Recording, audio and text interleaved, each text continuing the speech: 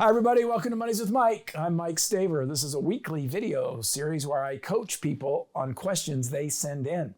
This week's question is this: how do I help somebody shift from a reactive mindset to a proactive one? That's a great question. How do I help someone shift from a reactive mindset to a proactive mindset?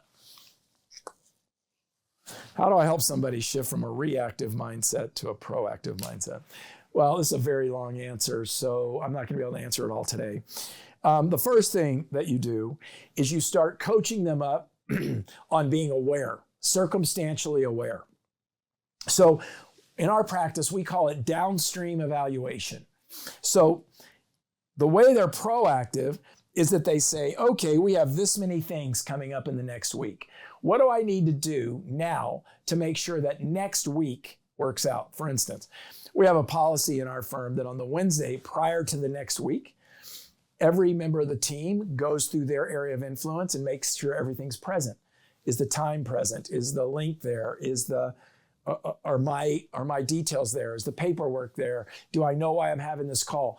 And that's the Wednesday before the next entire week, so that when I show up the next week, things are okay. It used to be reactive. I would get to the week and I'd be like, there's no link here. There's not a phone number. I don't know why I'm talking to this person. So we put a process in place that proactively creates a proactive, how many times I can use that, expectation. So that's the first thing.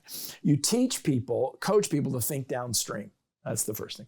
The second thing that you do is you start thinking through and imagining a world where we have an environment where we're constantly coaching people up on.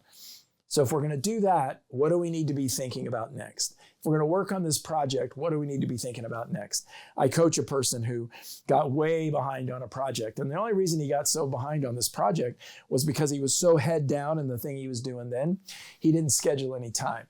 So he scheduled every day on his calendar a 30-minute proactive reset where he looked downstream 4 to 5 weeks and prioritized what he needed to do. Any of those strategies I think will help, but you have to be consistent with it over time. If you have a question, I'd love to answer it. After all, that's what I do on Mondays with Mike. I get to sit here in the studio.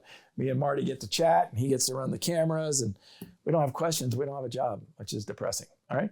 info@mikestaver.com. Send it to info@mikestaver.com, and I'll work it out with you in the future.